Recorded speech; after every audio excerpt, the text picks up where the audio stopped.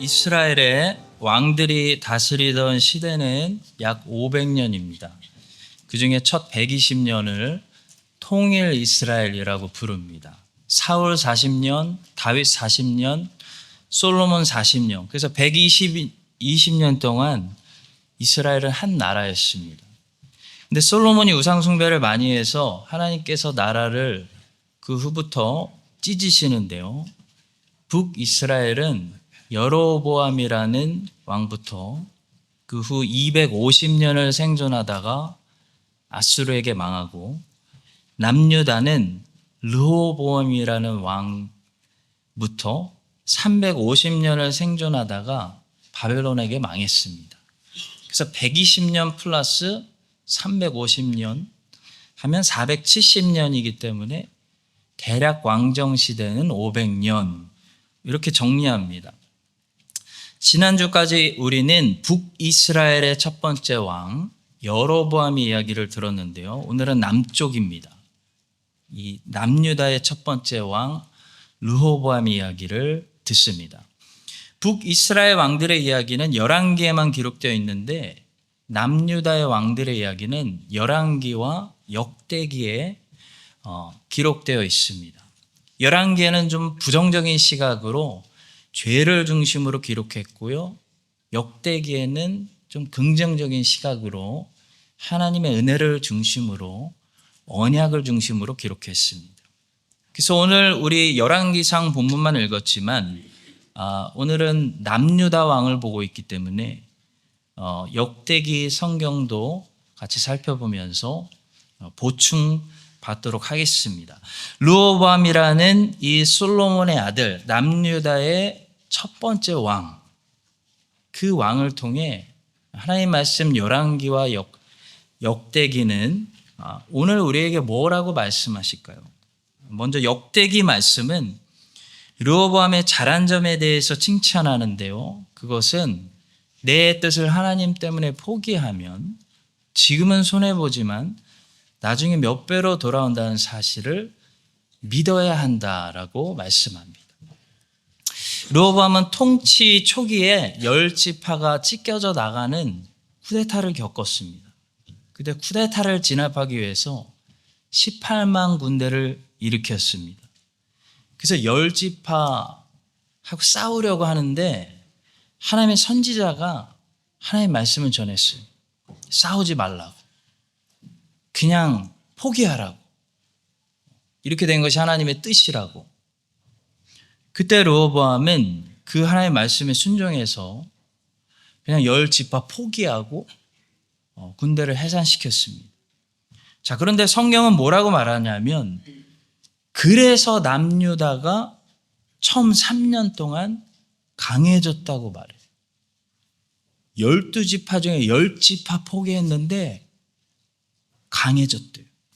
두 가지 방법으로 강해졌는데, 하나는 그 전쟁의 힘을 아낀 그 힘으로 남유다는 성읍들을 레노베이션 했어. 건축해서 튼튼해졌어. 그래서 나라가 더 강해졌고, 또 하나는 그 북쪽에서 여로보암이 금송아지 세워놓고 우상숭배 시작하니까 이건 아니다. 이 나라에서 못 산다. 이민 가자. 선택한 경건한 사람들이 전부 남쪽으로 돌아왔습니다. 그래서 나라가 더 강해졌습니다. 여러분, 내 뜻이 하나님의 뜻과 충돌했다는 것은 내 뜻이 하나님의 뜻이 아닌 것으로 드러난 것입니다. 그때 내 뜻을 포기하면 너무 손해볼 것 같아. 어떻게 10지파를 그냥 버려요? 맞습니다. 손해볼 수도 있어요. 손해 안 본다고 거짓말하지 않겠습니다. 당장 손해봅니다. 그러나 장기적으로 보시면요, 하나님의 뜻대로 가는 것이 결국 이익입니다. 이거는 인생을 많이 사신 분들만 알 수 있어요. 왜냐하면 단기간으로는 이 결과를 못 봐요. 장기간으로 인생을 볼 때만 보이는 거예요. 내 뜻대로 안 하고 하나님의 뜻대로 한 게 훨씬 더 좋은 것으로 내게 돌아왔구나. 먼저 하나님 뜻대로 살고 끝에 가서 그런 고백을 하시는 여러분과 제가 될 수 있기를 주의 이름으로 축복합니다. 사도 바울도 소원을 가지고 하나님께 몇 년 동안 기도하는 기도 제목이 있었어요. 바로 로마로 가서 복음을 전하는 것입니다. 근데 계속 길이 막혔습니다. 하나님이 허락을 안 해주시는 거예요. 사도 바울이 몇 년 동안 기도해도 주님이 몇 년 동안 로마 가지 마. 계속 노라고 대답하시는 거예요. 그때 사도 바울은 어떻게 했냐면 하나님 왜 나는 로마로 가면 안 돼요?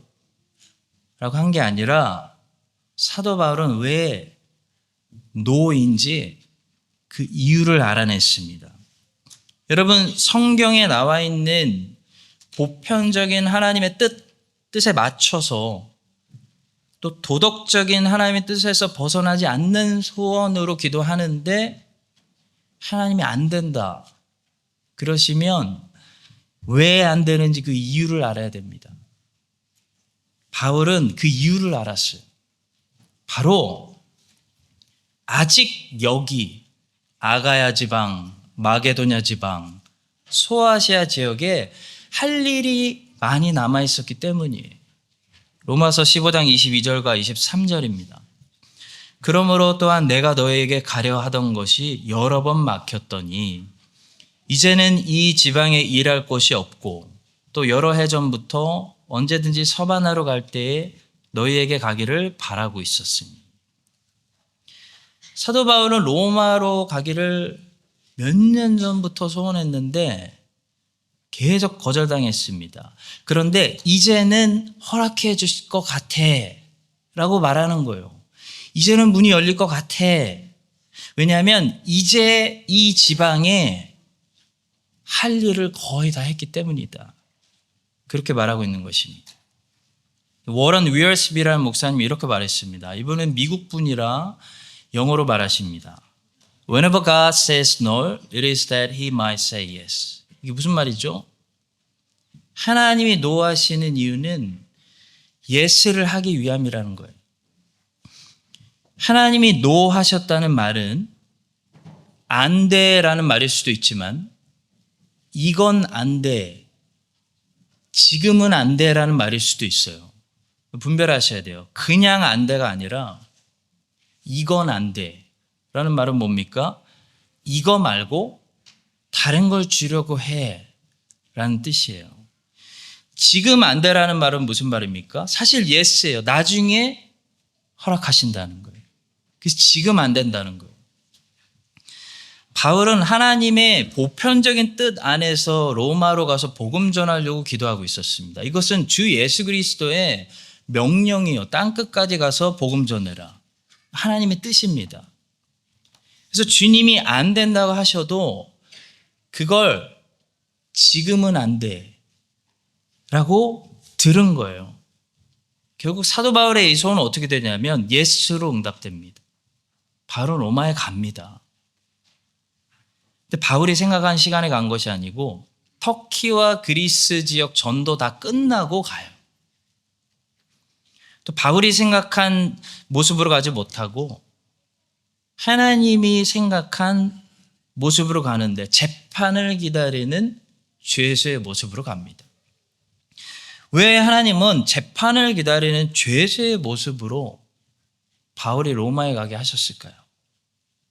이게 기가 막혀요. 그래야 왕들에게 복음이 들어가기 때문이에요. 바울아 두려워하지 말라. 내가 가이사 앞에 서야 하겠고 또 하나님께서 너와 함께 행하는 자를 다 내게 주셨다 하였습니다. 주께서 이르시되 가라. 이 사람은 내 이름을 이방인과 임금들과 이스라엘 자손들에게 전하게 하여 택한 내 그리시라. 사도 바울이 재판을 기다리는 죄수가 됐기 때문에 가이사랴에서 로마 총독들과 헤롯 아그리빠 왕에게 복음을 전합니다. 바울이 그냥 자유인으로 걸어서 로마에 갔으면 네로 황제가 바울 만나줄 시간 없습니다.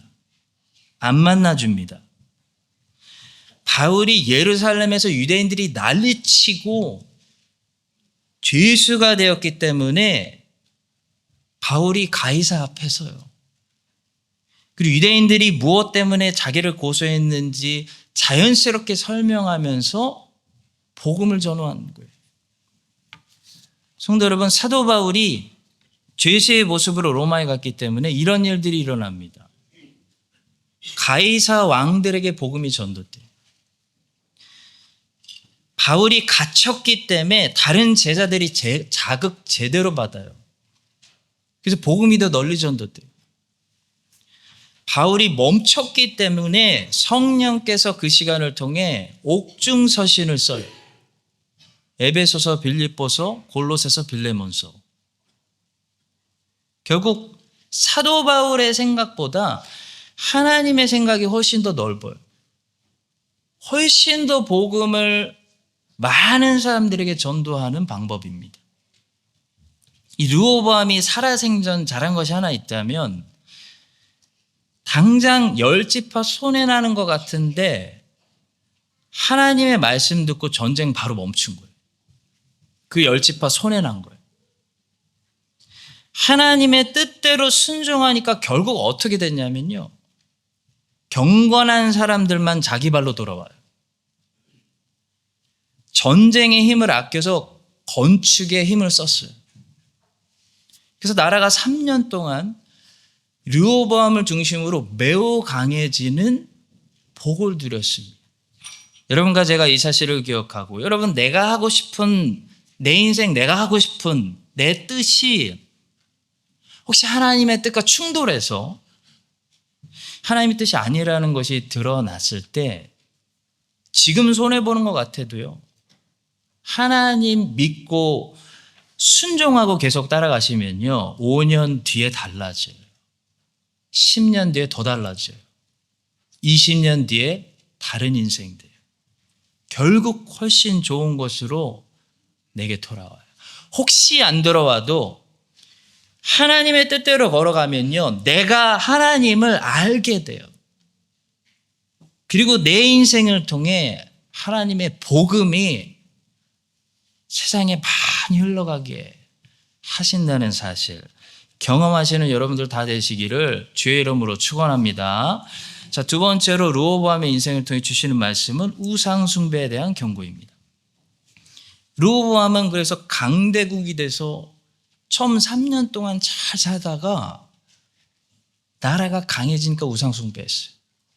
르호보암의 나라가 견고하고 세력이 강해지매 그가 여호와의 율법을 버리니 온 이스라엘이 본받은 지. 열왕기상에서는 이 부분을 좀 더 자세하게 설명합니다. 유다가 여호와 보시기에 악을 행하되 그의 조상들이 행한 모든 일보다 뛰어나게 하여 그 범한 죄로 여호와를 노엽게 하였으니 이는 그들도 산 위에와 모든 푸른 나무 아래와 산당과 우상과 아세라상을 세웠습니다. 그 땅에 또 남색하는 자가 있었고 여호와께서 이스라엘 자손 앞에서 쫓아내신 국민의 모든 가증한 일을 무리가 본받아 행하였더라.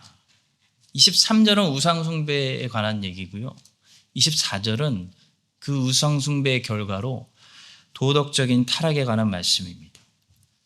이스라엘의 도덕이 가나안 7족속의 도덕과 똑같아졌다는 말씀이에요. 여기에 우리가 우상에 대해서 알 수 있는 중요한 원리 3가지가 들어 있습니다. 우상은 우리가 강해질 때 세워진다는 사실이에요. 우상 숭배는 우리가 강해져서 하나님 없이 살 수 있다 생각해서 하나님을 버리는 결과로 시작된다는 거예요. 그리고 우상 숭배의 결과는 항상 도덕적 타락이라는 사실이에요. 그러니까 강해지고 이제 잘 나가니까 하나님 버려요. 하나님을 버리니까 하나님을 예배하는데 실패하니까 우상을 예배해요. 우상을 예배하니까 도덕적으로 타락하는 거예요. C.S. 루이스는 영광의 무게라는 책에서 세상의 모든 우상은 처음부터 우상으로 존재하는 것이 아니라 사람이 우상으로 만들어 놓은 것이 우상이 된다라고 말하면서 우리 사람들이 어떻게 우상을 만드는지 예리하게 설명합니다. 우리가 어떤 책이나 음악 안에 아름다움이 놓여 있다고 생각하고 거기에 기대를 걸면 결국 배신당하고 말 것입니다. 아름다움은 책이나 음악 안에 있는 것이 아니라 그것들을 통해 주어졌을 뿐이며 그 실체는 결국 갈망입니다. 제가 단기 선교 갔을 때 우리 단기 선교팀이 크라이처치에서 새벽 3시 반에 일어났습니다. 그 정확히 24시간 만에 인도네시아 숙소에 도착했어요. 발리 공항에 도착해서 그 안 좋은 도로로 그 더운데 또 4시간을 가는데 너무 힘든 거예요. 그래서 중간에 잠깐 편의점에 쉬어서 음료수를 사는데 저는 포카리 스웨트를 샀습니다. 거긴 요만한 게 있어요. 되게 귀여워요. 포카리 스웨트 요만한 거를 마시는데 세상에 저 태어나서 그렇게 맛있는 음료수를 먹어본 적이 없는 거예요. 너무 맛있는 거예요. 하나님 나라가 완성되는 줄 알았어요. 주님이 오시는 줄 알았어요. 너무 이게 설명이 안 돼요. 너무 황홀한 거예요. 그때 그 맛을 제가 잊을 수가 없었어요. 단기 선교 마치고 크라이처치 오자마자 포카리 스웨트 이만한 거 사서 마셨는데 이게 웬걸 그 맛이 안 나는 거예요.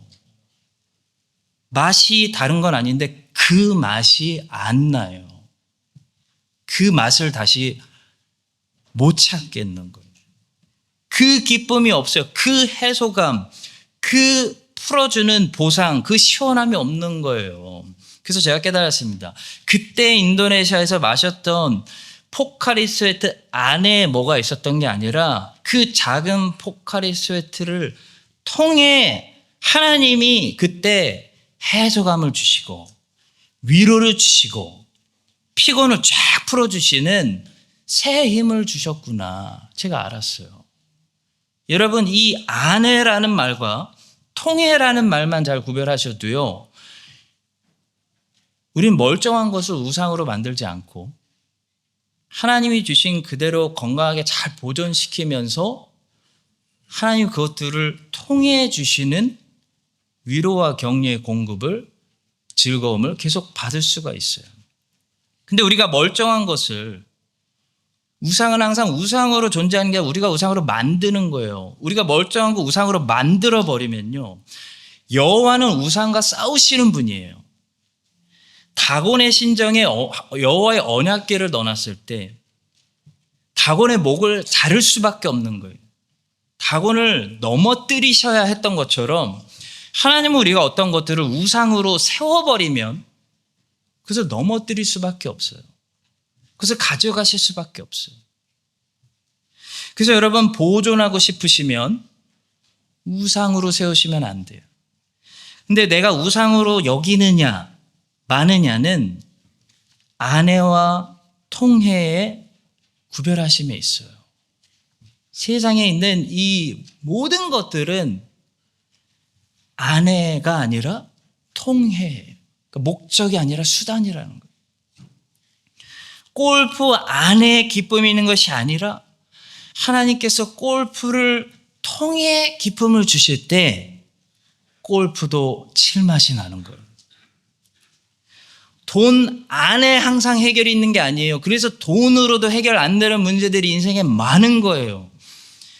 돈 안에 해결이 있는 것이 아니라 하나님께서 돈을 통해 어떤 문제를 해결해 주실 때도 있는 것이에요. 여러분 크라이스트처치 안에 여러분이 찾는 지상 낙원 좋은 환경이 있는 것이 아니라 주께서 크라이스트처치를 통해 지금 하나님이 우리에게 알맞은 환경을 주시는 거예요. 이 세상에 있는 이 모든 것들은 그 안에 좋은 것들이 있는 것이 아니라 그것들을 통해 좋은 것들이 지금 우리에게 오는 것입니다. 누구로부터요? 모든 좋은 것들은 아버지께로부터 오는 거예요.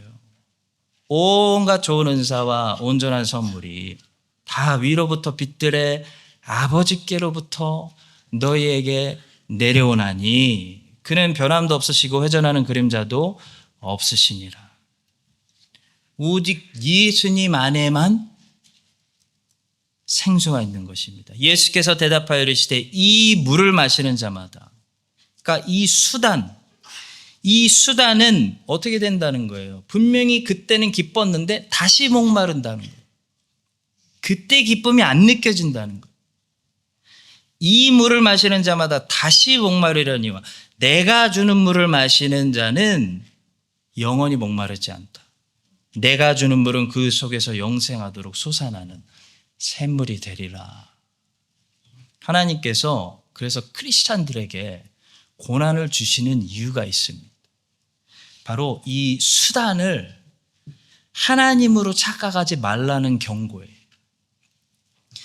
음악이 나에게 만족을 주고 골프가 나에게 만족을 주고 돈이 나에게 만족을 주고 뉴질랜드가 나에게 만족을 준다고 우리가 착각하기 시작할 때 하나님이 사랑하시는 자녀들에게 고난을 주셔서 그 환상을 깨뜨려 버리세요.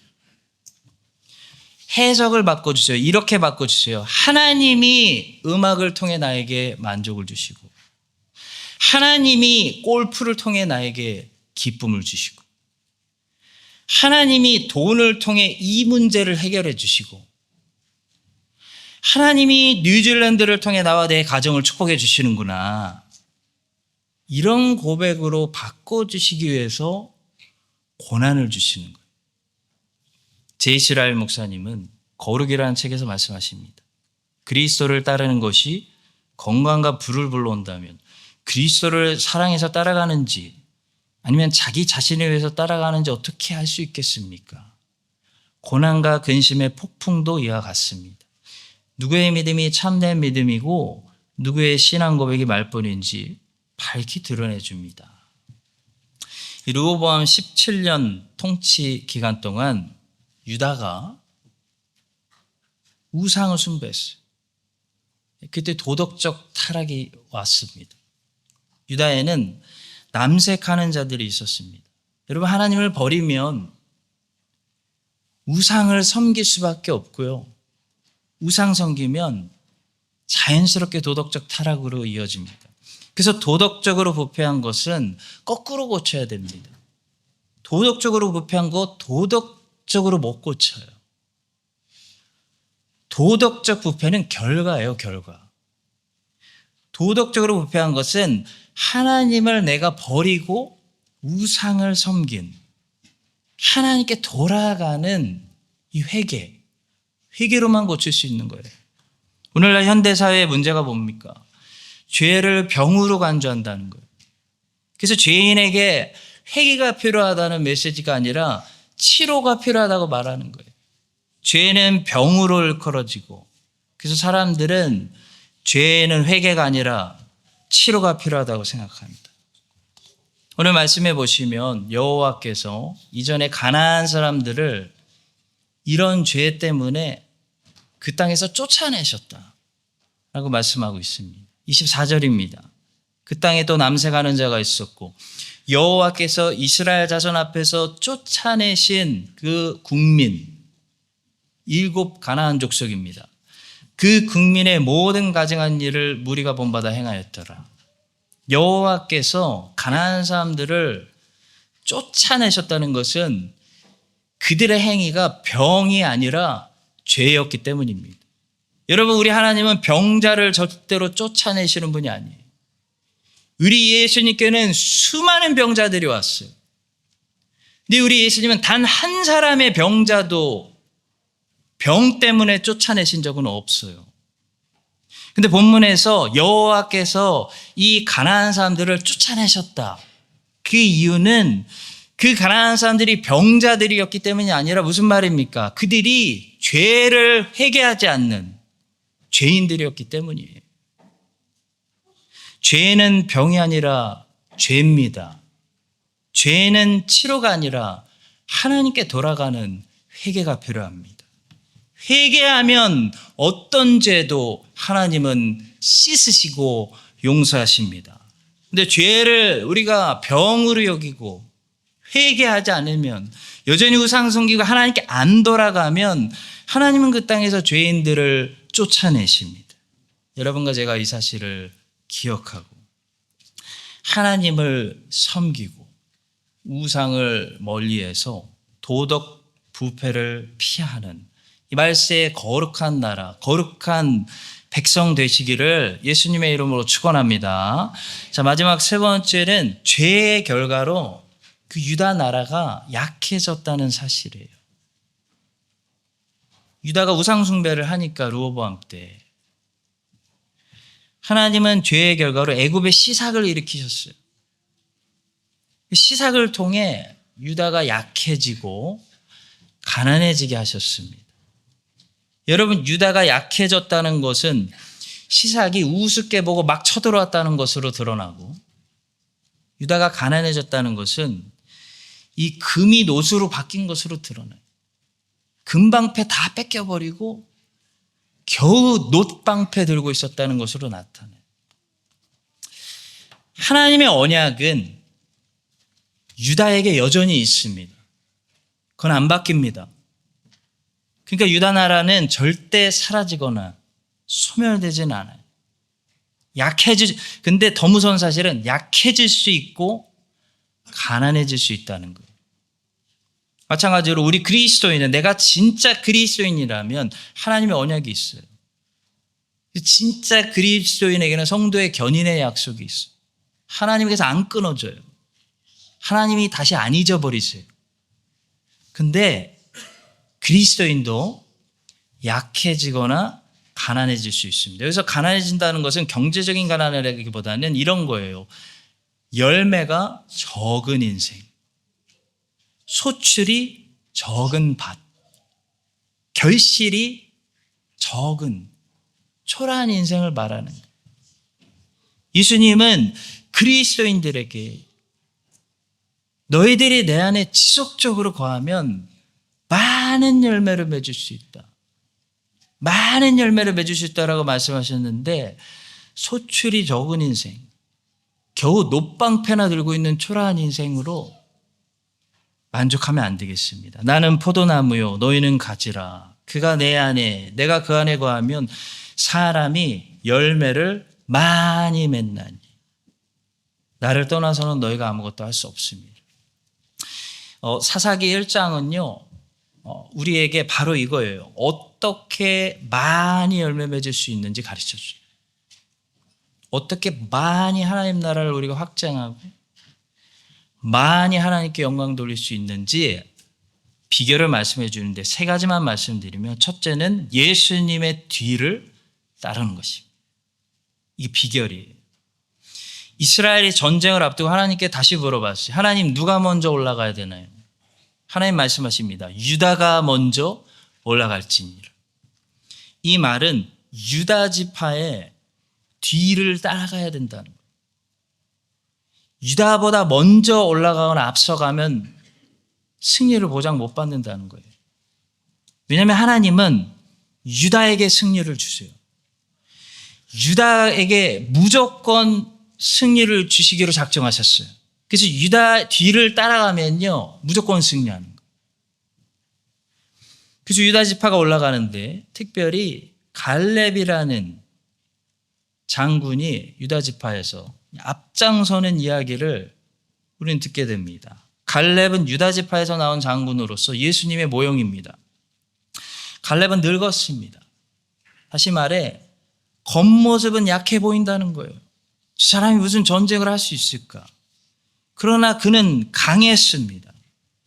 갈렙은 싸우면 무조건 이깁니다. 왜냐하면 하나님의 언약, 특별한 언약을 가졌기 때문이에요.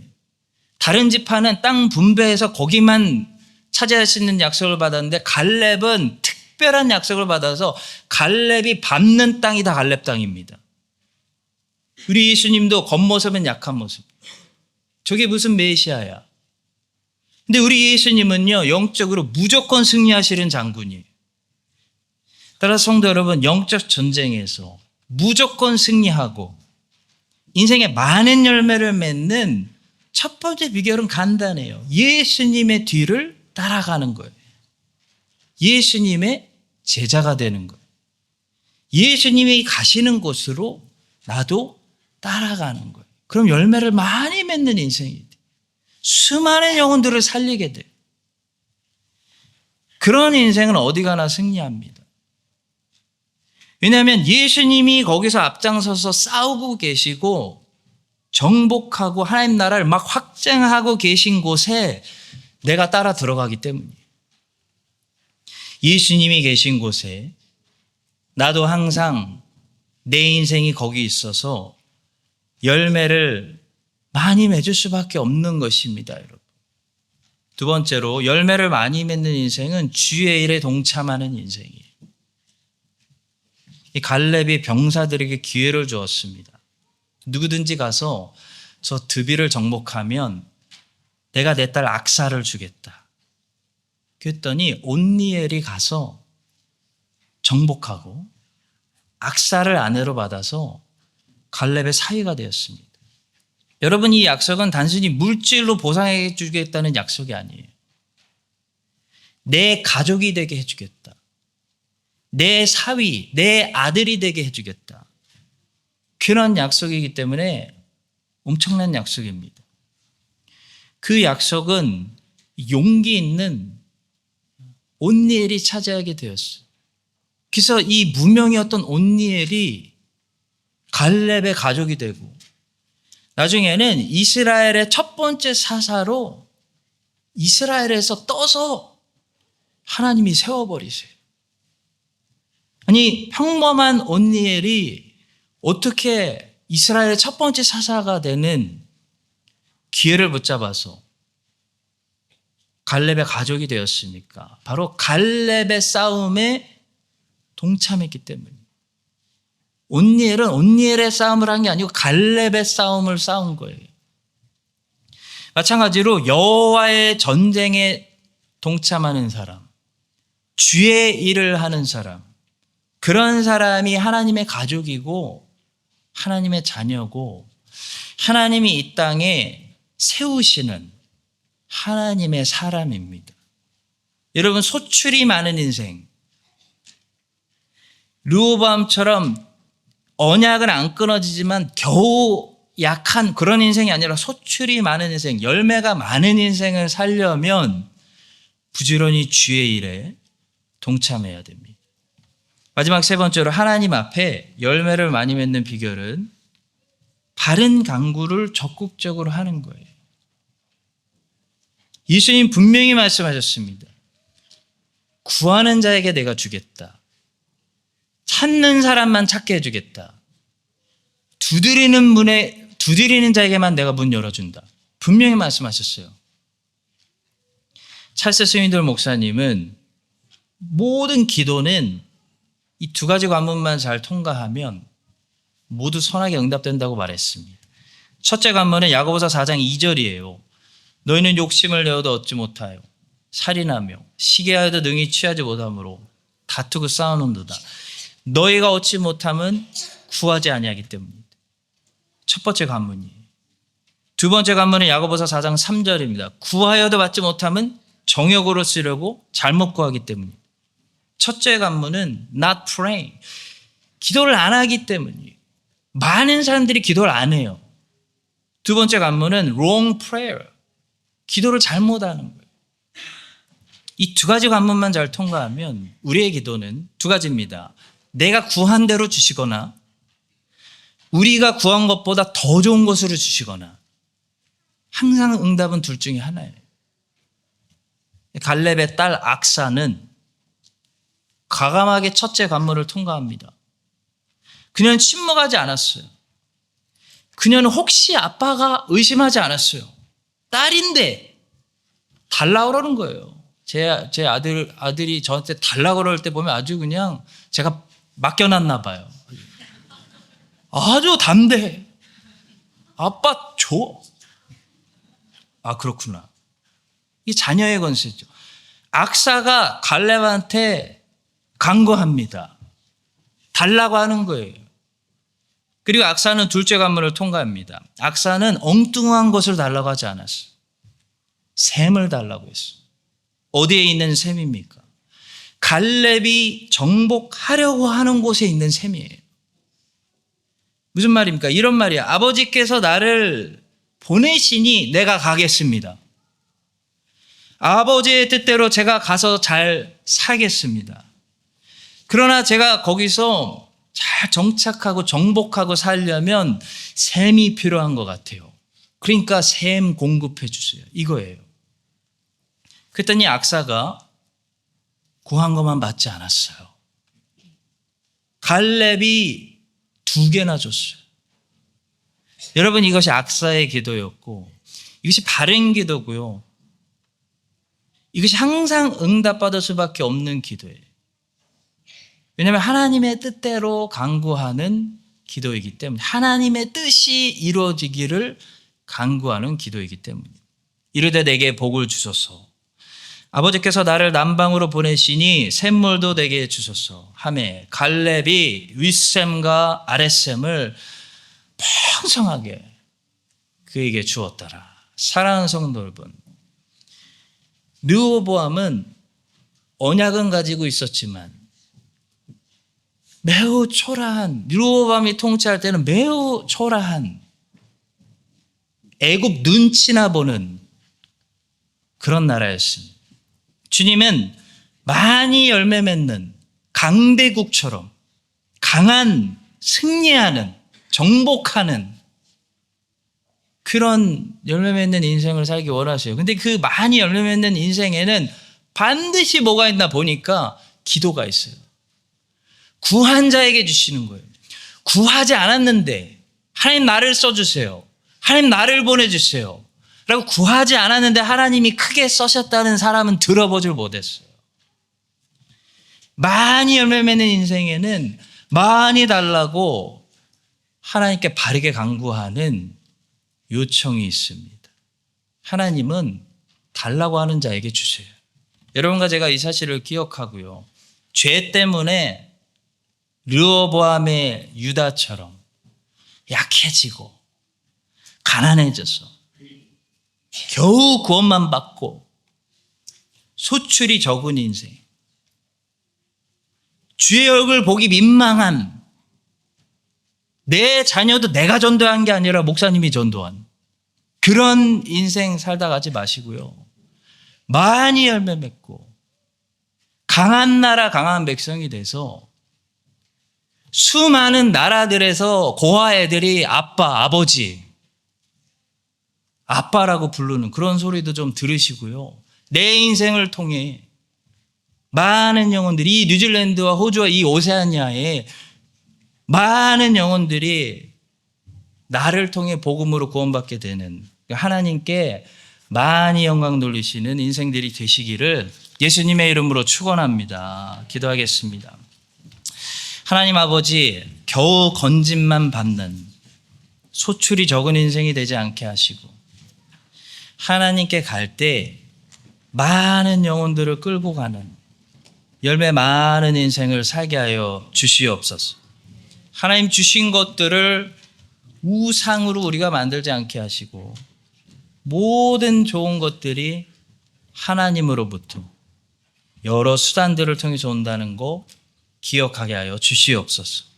내가 원하는 것이 하나님 뜻과 충돌할 때 내 뜻을 가감히 내려놓게 하시고 하나님의 뜻대로 순종하여 시간이 지날수록 10년, 20년 뒤에 결국 더 좋은 곳으로 우리 성도들에게 돌아오게 하여 주시옵소서. 축복하며 예수님의 이름으로 기도합니다.